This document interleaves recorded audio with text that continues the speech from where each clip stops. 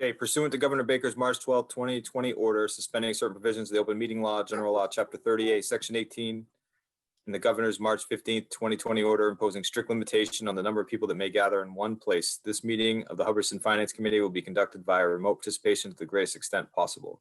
Specific information and the general guidelines for remote participation by members of the public and/or parties with the right and/or requirement to attend this meeting can be found on the town website. No in-person attendance of members of the public will be permitted, but every effort will be made to ensure that the public can adequately access proceedings in real time via Zoom. In the event that we are unable to do so, despite best efforts, we will post on the town's website a comprehensive record of proceedings as soon as possible after the meeting. Great. Well, item number 1 on the agenda is your report, Ryan, so please take it away. Okay, we'll start with the 2021 budget, which is the one we're currently in.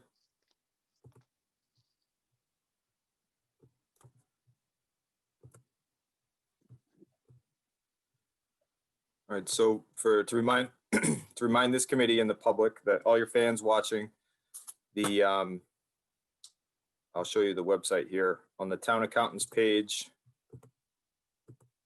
So if you go to our town website, hubbardstonma.us, you go to departments here, you click accountant, it brings you to the accountant's homepage, and then under budget tracking, all of our expenditures to date summaries are available in what we call a budget versus actual report. And then for maximum transparency, every month we post the details of the spending. So everyone can see every dollar that's being spent, and we make it as public as possible so you can see it in real time, ask questions or comment and help be informed on budget decisions. So I'm just going to ask the committee, do you see this PDF called Ledger History Allocated Summary? Yes. Yes. Great. So I'm going to bring you through some of the highlights and then see if you have any questions on the budget total.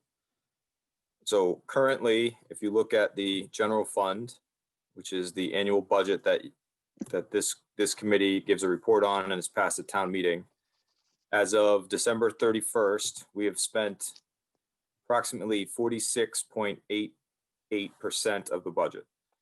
So that's not unexpected this time of year. That does include the school spending. So if we were to not spend this much for the rest of the year, we would have a pretty big excess in our expenditure lines of approximately $550,000 to $600,000.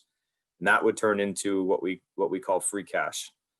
However, there is this section right here included in that, which is capital expenditure.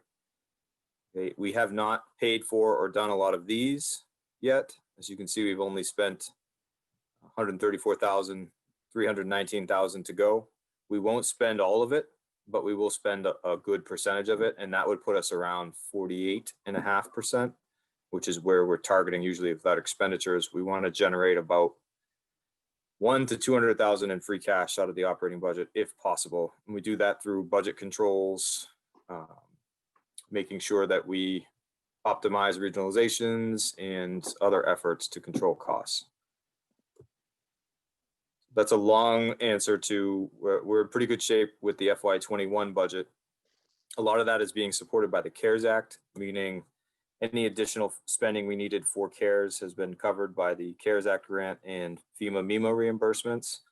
So things that are normally more expensive, like police overtime or fire overtime, have been mitigated a little bit. So our spending has been a little bit better despite the challenges of COVID-19. So working down the variance percentage to see any outliers to explain to you, besides small things that could be covered with internal transfers, I just wanted to go over a couple items. One is this line here with the treasurer collector. This is the tax title amount. We've spent and been aggressive in trying to collect back taxes, what we call tax title. This is underfunded every year. We only have $5,000 to do the legal work required for foreclosures, et cetera. So we've spent most of this, and we will need to do some internal transfers to cover the takings in FY20 to make sure that we're current with our tax title. So that's one not How are we made. doing on that project? I'm sorry, How are we doing on that project? Are we tax having- title? Yeah, any success? Yes, so with Sandy's efforts in the last couple of years, our collection rates are well in excess of 98%. And she only has approximately 25 properties to put in tax title this year, which is the lowest since she's been here. Which means people are paying their taxes, A, and B, we're focusing on it. So the low hanging fruit we've got, the ones that are remaining are either decades long problems or significant amounts of money that we may or may not be successful with. Okay. The planning board has also targeted 3 or 4 of our more attractive land parcels that have been in tax title for a long time for potential affordable housing development targets if they can foreclose. So they've used some CPA money to help foreclose, which we've started, and that either results in the resident paying the back taxes because of the pressure we're putting on, or we receive that land in the foreclosure process, and then maybe we can do something with it to generate revenue. So that's good. There's a tax title report I gave to the Board of Selectmen that I can send the committee after this that details a lot of this. So looking for, again, major outliers. There is not. So here is one, you'll see this in police and in fire, the services line for police and fire. Vehicle maintenance has been an issue this year. Both accounts are, the police are fully drained and you've already done a reserve transfer because of a major repair. The fire is facing the same issue. We think, again, that can be covered with internal transfers, but that might be a transfer possibility at the end of the year. Not overly concerning yet. Here's the fire line already at 73% variance, where it should be around 50.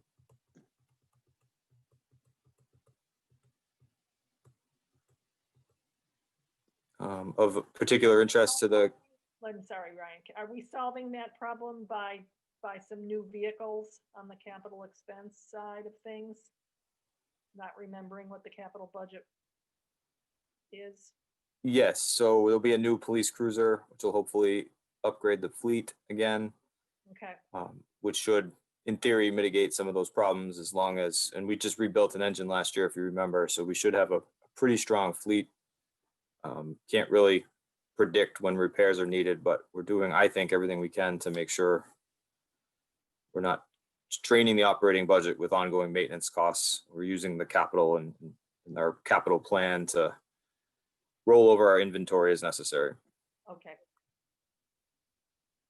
So DPW spending on the services side, this is like road maintenance and other things the DPW does well. This is always going to be high this time of year because they do a lot of work in the fall. Then it'll balance off until the spring when they spend the rest of it. Snow and ice as of December 30th is a great number. We would expect it to be at about 33% this time of year. And it's been pretty mild so far in January. It doesn't mean we don't have storm events that we need to treat, but so far the snow and ice budget looks solid. If we can continue to have mild weather, that would be a place where we could save some money.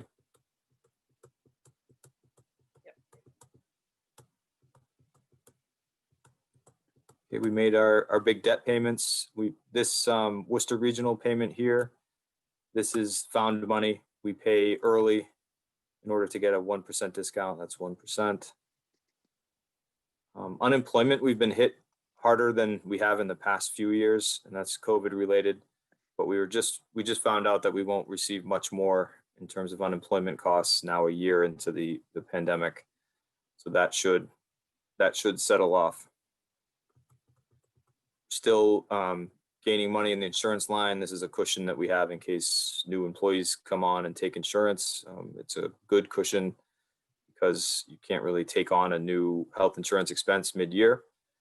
So that's performing well, just to call that out. We've paid most of our insurance for the year. This is just little amount of money left for things like, not premiums, deductibles. There we go. So overall, you can dig into that report, and so can the public, and ask any questions you want. But overall, our spending is tracking, if not a little bit better than we thought we would be at the start of this year. So we're budgeting well. It's performing the way we want it to, and really committing to those financial policies. So in terms of the FY21 budget, I think we're tracking well, and it should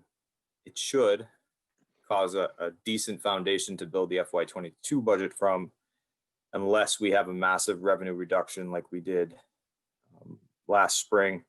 And everybody's holding their breath for the governor's January 27th release of his budget, so we can see what the local aid numbers are going to be. Hubbardston, as you know, is very reliant on that local aid number. Take any questions on budget performance before I move on.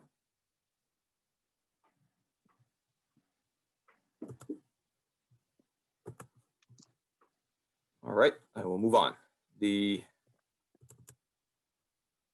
Calling up another document for you to look at. 1 second, please.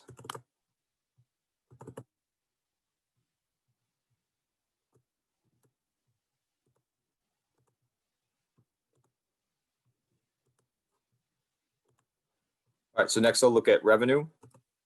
As you know, this has been a pet project of mine to try and get you as much revenue information in real time as possible. So what you'll see in this spreadsheet is our performance so far at the halfway mark. Mhm. Okay, this column is what we said we would make. So what we estimated revenues would be.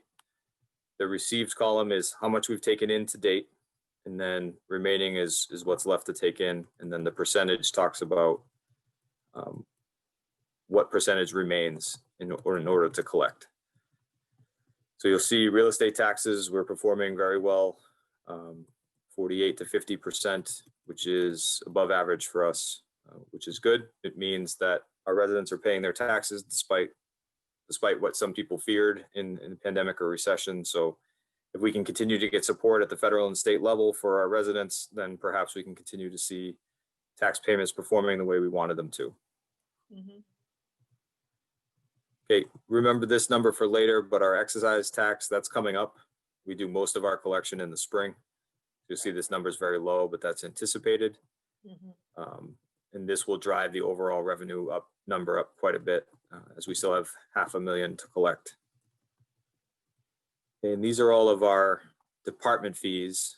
I want to call up a couple interesting ones for you. So payment in lieu of taxes, this is primary. We have three. One of them is for the lands that we hold in for the state in terms of protecting the watershed. So that payment is in excess of $300,000. So we know we'll get that. That's a guaranteed payment every year. So this again is driving the revenue number down, which I'll explain later in terms of performance at the mid-year. The other payment in lieu of taxes we have are Mission E4 and some water protection land owned by the city of Fitchburg. Both payments we expect to get and do every year. So this 8% number is misleading. We think we're fine there. Ambulance revenue, we've done a lot more ambulance calls, but we are receiving less than what we projected so far at the halfway point. We think the accountant and I, in doing an analysis of this, is driven a lot by most of our ambulance calls being on Medicaid or Medicare and not being able to charge at a higher rate. So we're happy to provide that service, but in terms of revenue, it's not performing, quite where we expected to be at 50%, but we are continuing to provide more and more services. So that's not something that necessarily we can predict or expect. We spent a lot of time last year talking to you about department fees and getting them to go to the right spot and making sure we're tracking them closely. And you'll see our department numbers are performing very well. We worked with the Board of Health to stop putting all payments into a revolving fund and now into the general fund. So that's why you see this number going up quite a bit. Yeah. Sorry, those kids are fine. They're just, it's bedtime.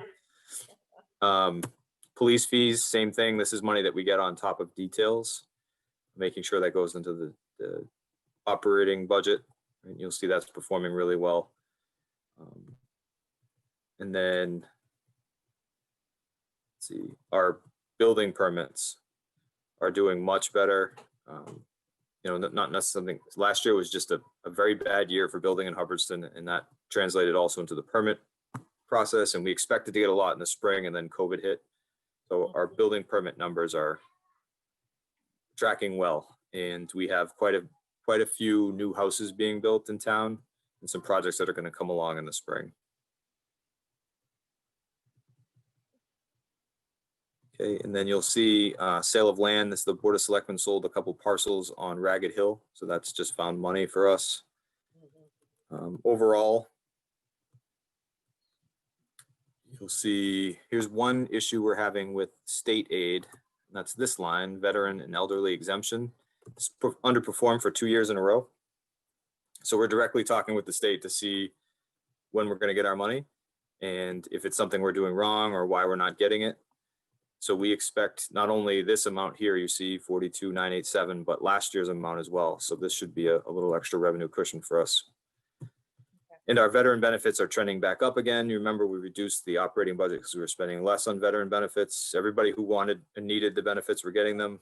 But we reduced our spending. Now it should tick back up again because our VSO is doing a good job collecting on the state end the 75% reimbursement.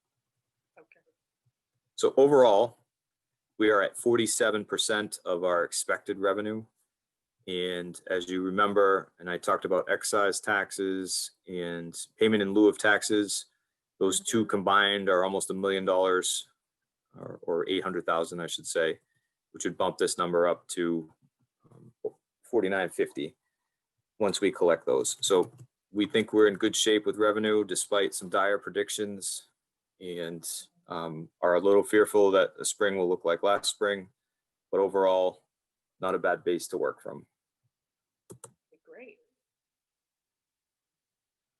So for our newer members, and things you should be checking on in terms of these revenue reports is when we build the FY22 budget, we have something called projected local receipts.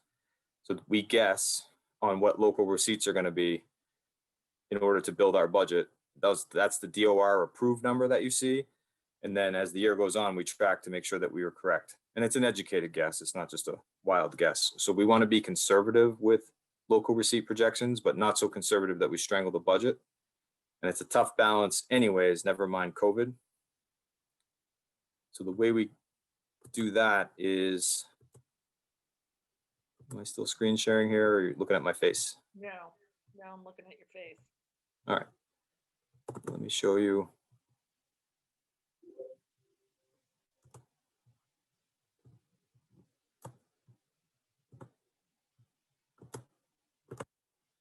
A magic chart here.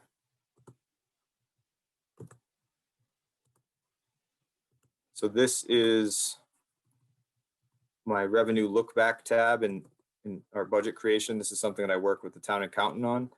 So all that revenue report I just showed you is shown here. We're working on cleaning it up so they look identical so that you guys can compare them more readily. Because a couple of these they should be combined into the categories or buckets we use for the quarterly revenue report we give you. Right. We're working on that. Okay. So this is a look back since 2014. So you see all the actual years is the actual revenue that came in. The recap budget line is what we put in or built into the FY21 budget, which is what we were just comparing against with the last report.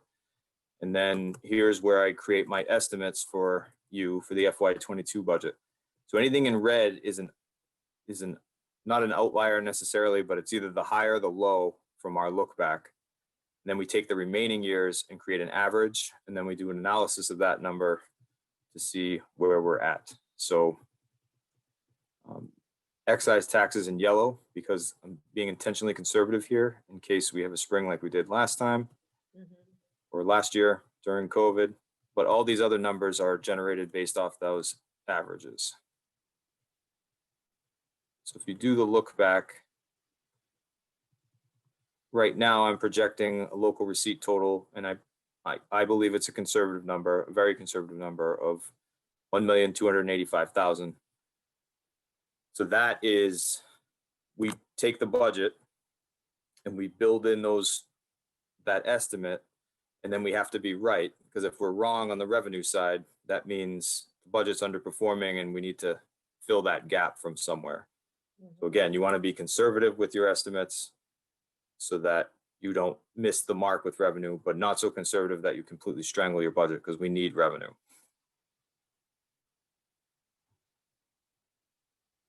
Anybody have questions on that? Everyone following that? All good. I'm good. Okay. I'm following. So that leads into, where do you want to go next, Susan? Do you want to go early budget or capital budget? Let's do capital. Do you have a CARES Act report for us? Any Oh CARES yeah, Act CARES Act. to worry about? Let's do that next. We haven't met in a while. I have so much to tell you guys. Yeah. It's good. We all needed the break, right? Right. Okay, so this document looks way more confusing than it is. So let me call it up for you. Okay, so first, what is COVID? So what is CARES, not COVID? Everybody knows what COVID is. The CARES Act is money that was given from the federal government to the state government to help support government expenditures related to COVID. In particular, there was a couple restrictions. One, it had to be unbudgeted, meaning you don't normally budget for this item, like extra shifts of police in order to enforce state regulations regarding COVID, or overnight coverage at the fire department because we want better response times because of COVID, or adding more personnel in order to make sure we have enough people so that our exposures to COVID are lessened, or even adding the plexiglass and other safety measures we put into the town offices to mitigate COVID spread. So all things that we didn't budget for, but we have a cost related to. The federal government said to the state, here is some money and use it how you see fit to help your local governments. So the state of Massachusetts allocated these monies to each town. I'll show you here. Hubbardson was allocated $422,059 in the CARES Act. So originally they said, this is how much you have until December 30th of 2020, because that's when we believe that CARES Act spending should end.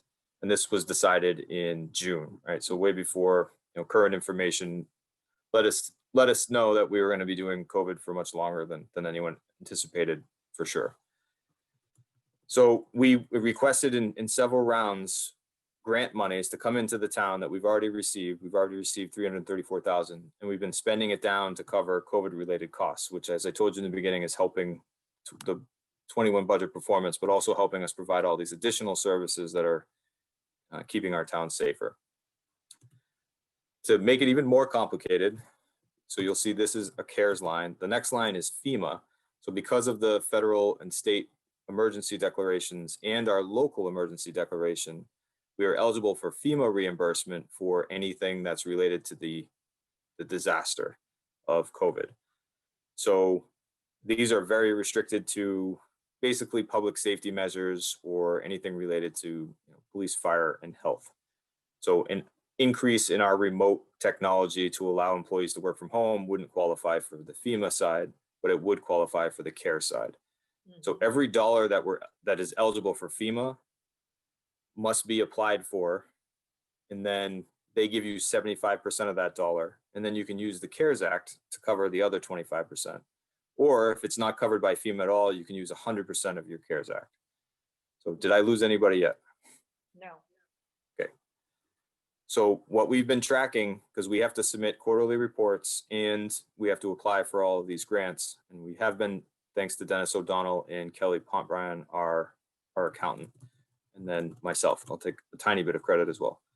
So we've been tracking this, and these are our total expenditures for FY20, which was really the height of the initial pandemic. And then as we settled into what services levels we were going to provide, we focused on these, which are FY21 expenditures. And then recently we were told that the CARES Act spending would be extended through the end of this calendar year, all the way till December 31st of 2021.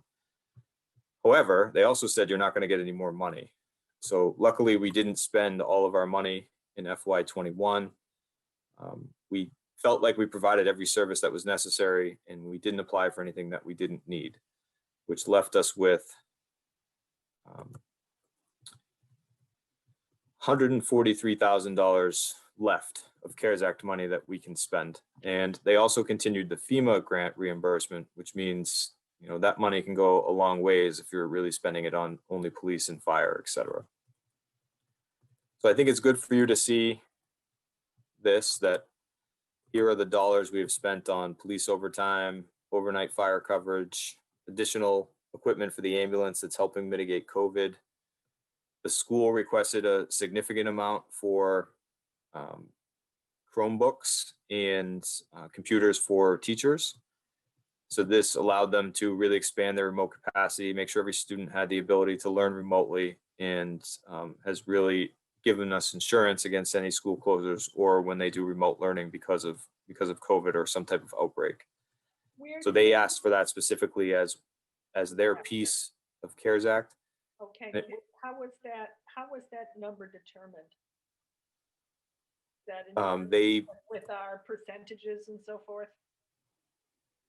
So that was the only thing that they requested. And if you remember, I thought we might do some, originally back in June, I thought we might do some assessment mitigation with the money, Yeah, but it's hard to do given the restrictions of the grants. So capital is really the way to go. This will help us long-term because we won't need to, say, purchase every student a Chromebook as part of a long-term capital plan. But upfront, it's what they requested from the Board of Selectmen in terms of support. right, but that dollar amount was determined in accordance with our share of the assessments. Is that right? In other words, Barry and the other towns paid different amounts based on their percentages? So no, so those Chromebooks only went to the center school. Oh, okay. So and it's a good question. We only paid for stuff that are our students. Okay, So I see. the other towns decided what they were gonna give or not give because of CARES Act or QRSD requests. Everybody For gave their own- something. for their own schools. Okay. Yeah. Okay, got it. Okay, good. Okay, back to the document. Okay, and then you'll see, voting, there was a lot of restrictions on voting, which was a significant chunk of money. I mean, that's more than we budget for elections in a year Right. that we had to pay to increase social distancing, barriers, extra man hours or people hours, I should say. And then barriers and signs is the next largest expenditure, putting up plexiglass and other items. And then senior services, we had a tent for them in the fall. And then some of the barriers and signs is also senior spending. We did a lot to try and keep the senior center open. It's now closed again, but we did everything we could to keep it open. Right. And then IT was another big expenditure line.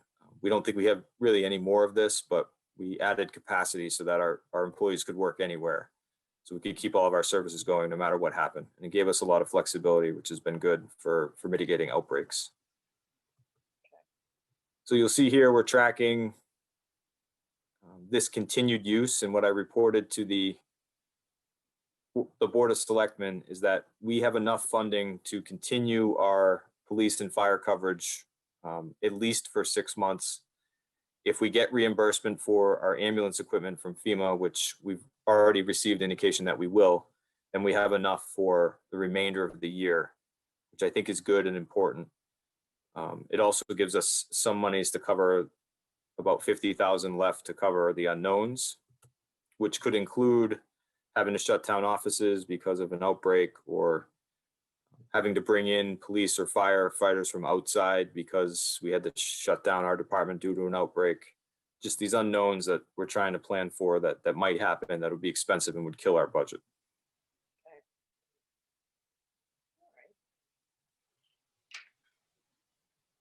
So that's a lot. There's a lot going on with the CARES Act and FEMA. But we've settled into a predictable spending pattern. We just had one of our employees test positive in the offices last week. So we brought in a sanitation service to spray everything down overnight, disinfect the offices. You know, that costs $1,700, which would be 3 months of sanitation spending in a normal budget. But we were able to use the CARES Act. So we can keep our employees safe, keep the offices open, but not impact the FY21 budget. It's kind of the idea. Okay, good. All right. Thank you. Guess I'll go out of order here and not go directly to the 22 budget, but just see if there's any other operational or capital budget items to talk about. For 21 or for the, For 21. For 21, you were going to mention something about the capital budget? yeah, that's for 22 and beyond. 22. Oh, okay. Then let's move to 22 then, please. And I'll send you I'm just wrapping up my Q2 report. Had some distractions of late. The Q2 report will detail every capital project that we have.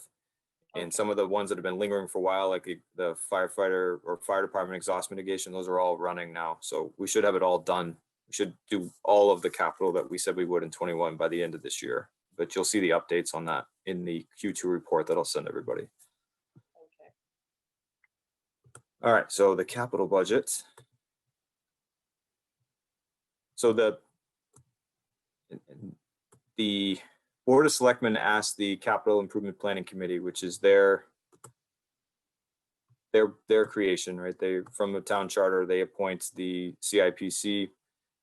Chuck served on that and was a great help and a representative for the Finance Committee to create the new capital plan. I'm just calling it up here.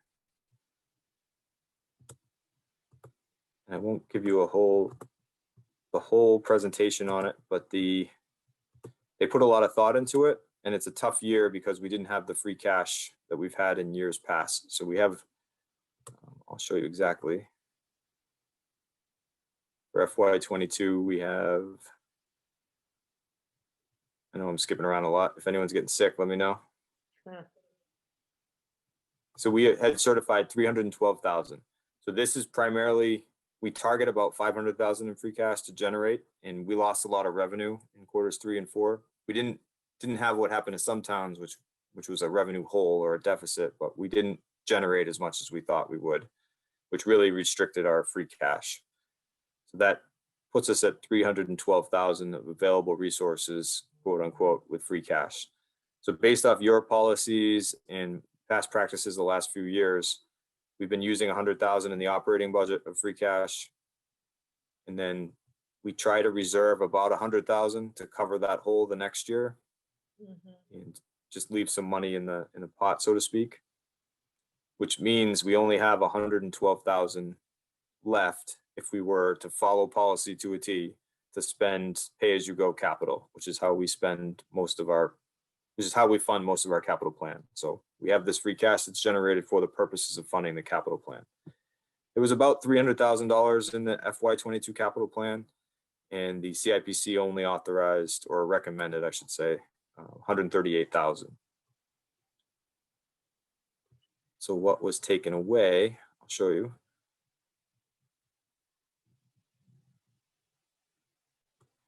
Okay, so this is the proposed plan.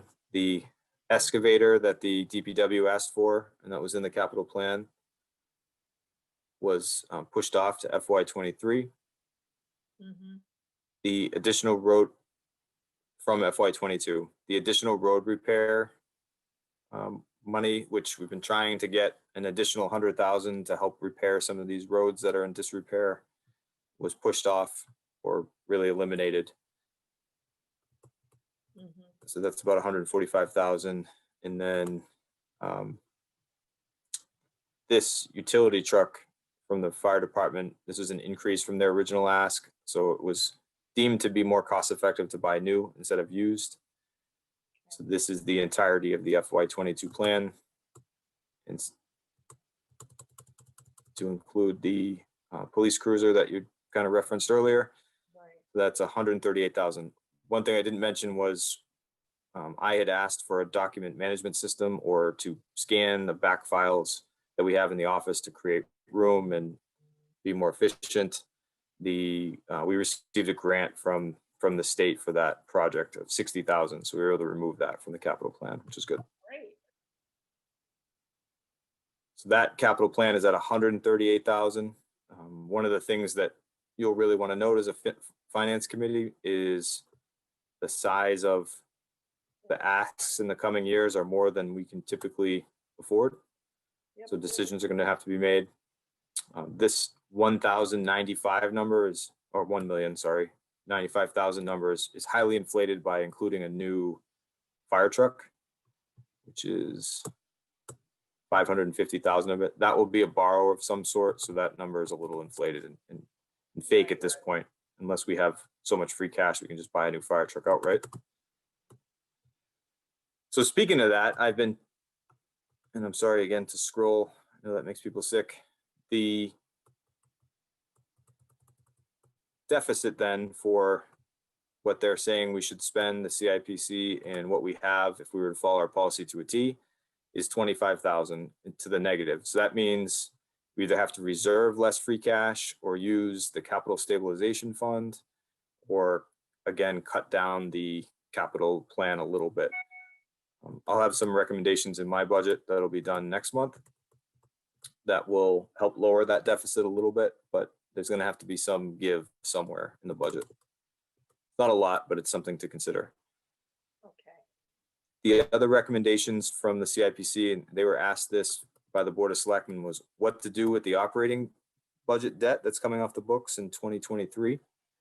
It's about $165,000 of operating budget room.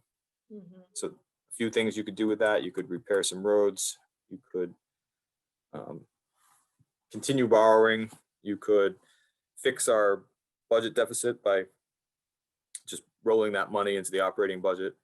The CIPC recommended that that expiring debt be used to purchase large long-term capital like a fire truck or an ambulance.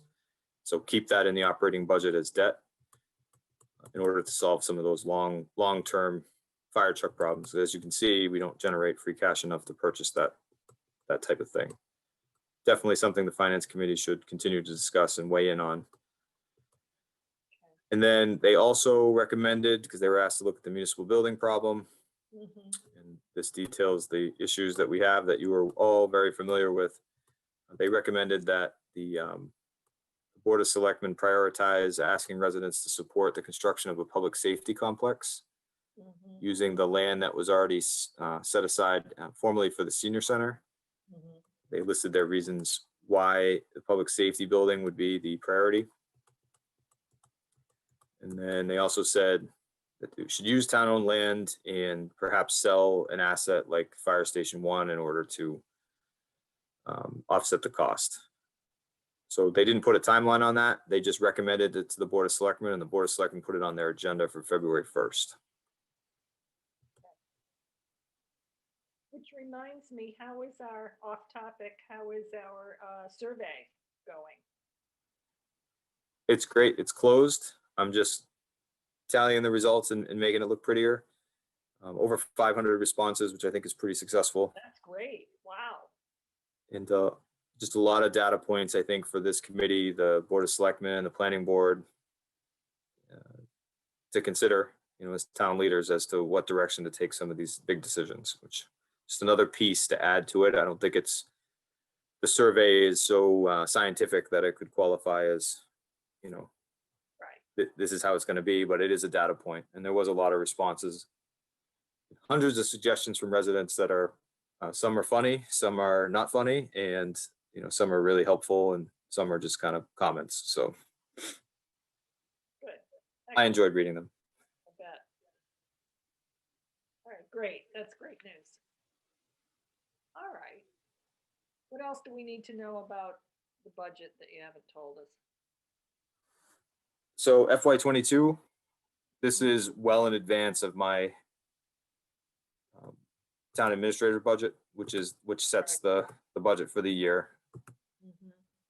But as soon as my budget comes in, then you guys start doing the budget. So it never hurts to talk about it early. Do So you ju- have do you have a calendar for us? Yes, so my town administrator budget will be presented on March 1st. And the Okay. budget will be transmitted to you. The town meeting is the first week in June. Right. So your time frame really to get it done is March and a little bit of April before you start running into published public hearings and getting the warrant ready. Right. Okay. All right. So a very early look at the budget. Yeah. We're going to have a nice new growth number this year, which is a surprise that I haven't had yet in my time here. This is because Wow. a solar project is coming online. And this is a conservative number, so I think we'll have a very strong new growth number, which is good news for once. I haven't put any free cash into my budget recommendation.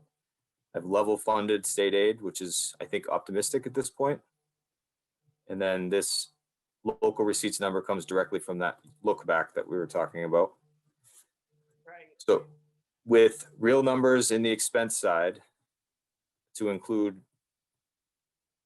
very conservative 5% estimates for the schools, and some really bad news we got about Worcester Regional increasing our retirement assessment by $50,000 or 20%. Ugh. We have a deficit to fill of about 220,000. Now that's sounds worse than it is because we haven't put any free cash in. So the actual deficit is 120,000.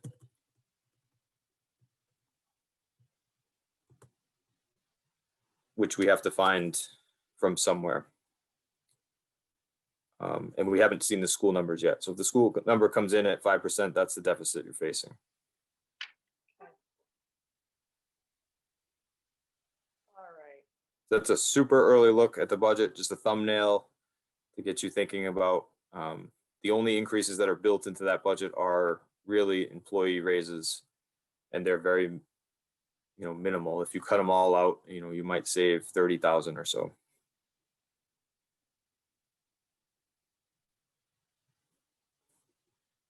Okay.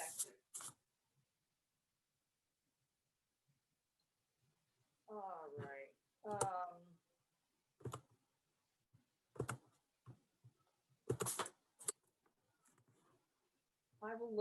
I will look at the QRSD website and see when the budget subcommittee is going to meet, because they should be meeting any minute now, I would think.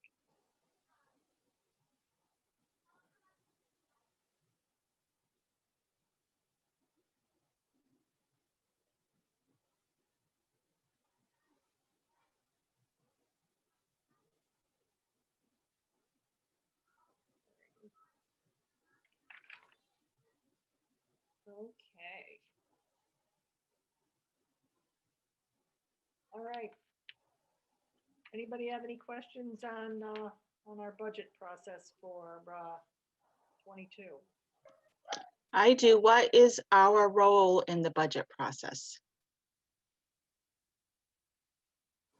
Our role in the budget process is to review what Ryan gives us and see if we have any questions about it. And if we do, we can ask Ryan, or we can speak to the department heads ourselves directly if we want to, and get answers.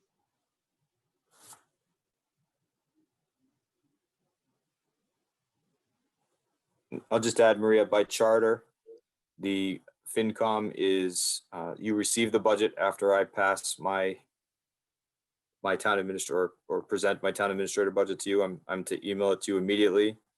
And then you are to review it, create a report on it, and send it back to the Board of Selectmen.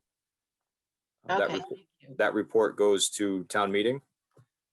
The way I've done it in my time here is working with the FinCom and the Board of Selectmen to create what we call a consensus budget. It's been a way to go to town meeting with one voice, but it's certainly not necessary based off charter. I just think it's best practice. Okay, so you'll email that to us. Yes. Okay, thank you. And then you can meet with departments, ask questions, change things around, all the fun parts about budgeting.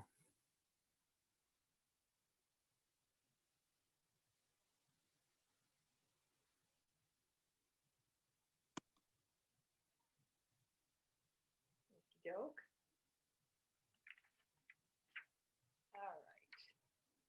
That's all I had on the agenda about budget. Do we have any other business or any new business that we should talk about?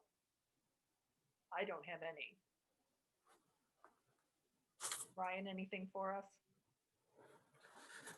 And no, just to kind of highlight to the committee that you should set a calendar and understand that if that local aid number is bad and the school assessment is high, like every year, we have a deficit to consider and decisions to make.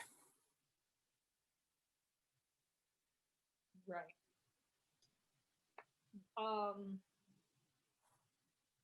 In the past, you've sent us an actual calendar with the dates. Could you do that, Ryan, this year too?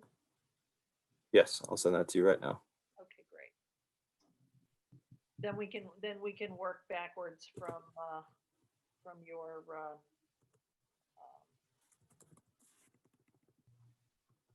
vote and publication deadlines. As I say, I will see what's going on with the school assessments and what intelligence I can get sooner rather than later, so that we have a sense of where that stands, since that is the biggest budget driver that we have. All right. You'll know a lot too on the 27th. There's been rumors that the state's going to increase school because of all the costs related to COVID. The assessments would go bananas, right? So Right. there's supposed to be additional money for schools in any budget that's proposed based off of federal dollars, et cetera. How that's going to shake out, or how it regional school like Quabbin absorbs that money is unclear. But we should know a lot after the 27th about where we're at. Typically, we don't get a lot of local aid for schools, so there'd have to be some change in formula or some change in thinking at the state level to help us in that way. But we can remain hopeful. Yes, we can. All right, does anyone have any other new business questions, comments, discussion items? I do not. I'm all set. Nice job, Ryan. Thank you. I'll send some of this stuff to you so you can absorb it on your own. And if anybody has any questions, it's well within open meeting law rules to contact me individually. I just wanted to kind of present it to you as a general overview, and I'm happy to answer any questions about any of this stuff, or if you think of anything, be happy to go over it with you. Okay, great. All right, then I think that concludes our agenda items, and I would like a motion to adjourn. Motion to adjourn. I'll second. Okay, great. All in favor? Susan Aye. votes yes. Aye. Chuck, Yes. yes. All right, we are adjourned at 7:21. Thank you all.